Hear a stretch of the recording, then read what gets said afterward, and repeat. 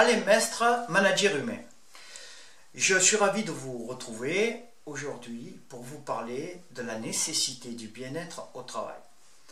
Alors je pense qu'il faut donner des explications par rapport à la nécessité du bien-être au travail, parce que pour certaines personnes, certains managers, chefs d'entreprise, c'est secondaire. Pour moi, manager, avec la longue expérience que j'en ai, et pour vous, je suis sûr, pour certains qui en ont pris conscience, le bien-être au travail est une nécessité incontournable.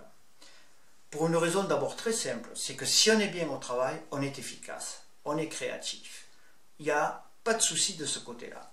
Si l'on n'est pas bien au travail, alors là, effectivement, on va perdre de l'efficacité, on va avoir une usure, une fatigue, qui peut être une fatigue nerveuse, une fatigue physique. On ne trouvera plus les ressources pour avoir envie de venir au travail, pour être un bon contributeur de l'entreprise. Et donc là, on va casser un lien qui est celui de la motivation, celui de l'engagement pour son entreprise.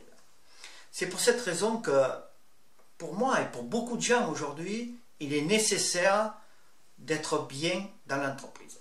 Alors bien dans l'entreprise, je tiens à donner des précisions, ça ne veut pas dire bon, mais on fait ce qu'on veut dans l'entreprise, il faut faire juste le travail qu'il faut, etc. Une entreprise est viable et sera pérenne et pourra assurer le travail des salariés que si elle est efficace. Donc le but est de trouver l'équilibre entre l'efficacité de l'entreprise et le bien-être du salarié. Bien-être qui est bien-être physique, psychologique, mais aussi sa capacité dans l'entreprise à pouvoir évoluer, à pouvoir s'épanouir, à pouvoir utiliser son potentiel.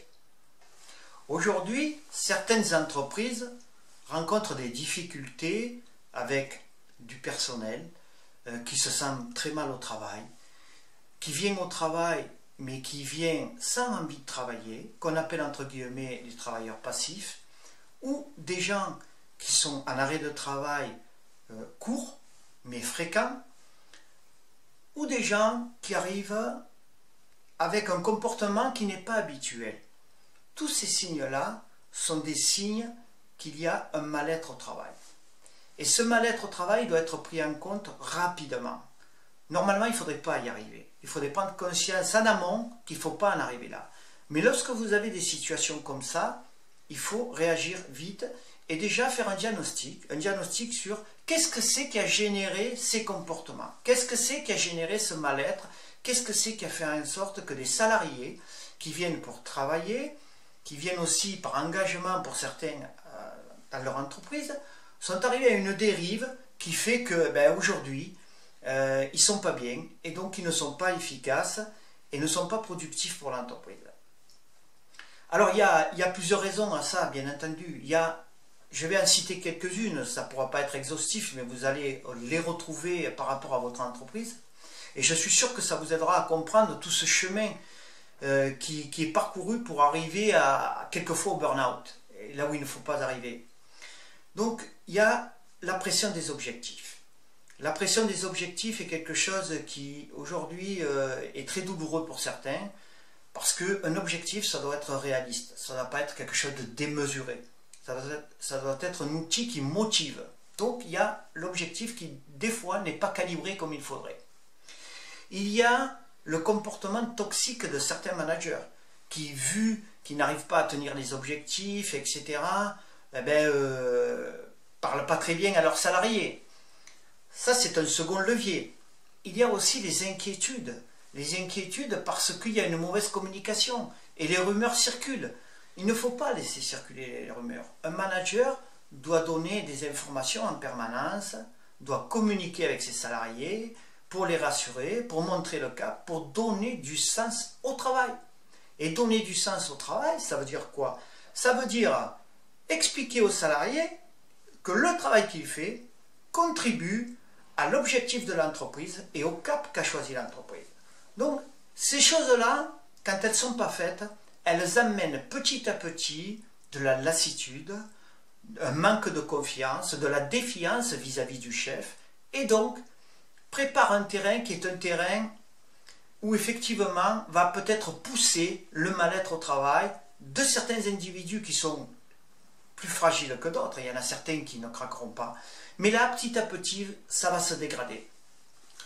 Ce terrain, qui est un terrain propice au mal-être au travail, n'est pas une fatalité. Ce terrain, il a été cultivé à un moment donné, peut-être parce que le manager n'était pas préparé à ça, peut-être parce qu'il n'a pas pris conscience que nous sommes tous des êtres différents, que nous réagissons tous de manière différente, et que certains peuvent craquer, d'autres pas, etc. Donc, on ne peut pas laisser de côté ces comportements-là, ces choses-là. Elles sont très dangereuses pour la personne et pour sa propre intégrité, mais elles sont dangereuses pour l'entreprise, et je dirais même qu'elles sont dangereuses pour l'image de l'entreprise. Parce que ce qui se passe dans l'entreprise est vu à l'extérieur par les clients. Je ne citerai pas l'entreprise où il y a, vous le savez comme moi, où il y a eu des suicides, où il y a du mal-être, etc. Les clients le savent. Et donc ça discrédite aussi l'entreprise. Donc on est dans le gagnant-gagnant. Je dirais qu'il y a 3 gagnants là. Le gagnant, c'est d'abord le salarié, parce qu'il n'est pas malade, il vient travailler avec envie, etc. C'est l'entreprise, parce que l'entreprise, elle est de plus en plus efficace quand les gens sont bien, qu'on les considère, etc., qu'on les motive, qu'on utilise leur potentiel, mais le client aussi. Donc c'est du 3 fois gagnant. Et ceci n'est pas très compliqué. Il suffit d'en prendre conscience, de prendre conscience aussi, je vais peut-être là en étonner certains, mais que la productivité, ce n'est pas que ça. Ce n'est pas la finalité. Parce qu'à un moment donné, on arrive à des courbes de saturation où les gens ne peuvent pas produire plus que ce qu'ils peuvent faire. C'est-à-dire que si on leur demande de produire plus que leur capacité de production, c'est comme une machine, si on lui demande de fournir plus que ce qu'elle peut fournir, elle va craquer la machine. L'être humain, c'est exactement la même chose. Donc il faut que vous intégriez, vous les managers, vous qui avez les leviers tous les jours, qui êtes en contact avec vos collaborateurs, il faut que vous ayez ça à l'esprit en permanence. C'est essentiel pour la survie de l'entreprise. Donc, réfléchissez bien à ça. Je suis sûr qu'à travers cette vidéo, vous en prendrez conscience. Lorsqu'on ne traite pas le mal-être au travail, on arrive à des situations dramatiques et quelquefois à du burn-out ou le suicide. Ça arrive malheureusement dans de nombreuses entreprises et vous voyez que c'est un long chemin qui se construit petit à petit et que vous avez la capacité, vous managers, de voir à chaque instant où vous en êtes et ce qu'il faut faire. J'ai terminé cette vidéo. Je suis sûr qu'elle vous fera prendre conscience de la gravité et de l'importance du management et de la capacité que vous avez à l'améliorer et qui vous a montré aussi que le management humain, c'est l'équilibre entre la performance de l'entreprise et le bien-être de vos salariés. Et ça donne des clients satisfaits et des clients fidèles. Maintenant, je vous invite à venir sur mon blog www.managerhumain.fr et d'y mettre un commentaire. Merci et à la prochaine.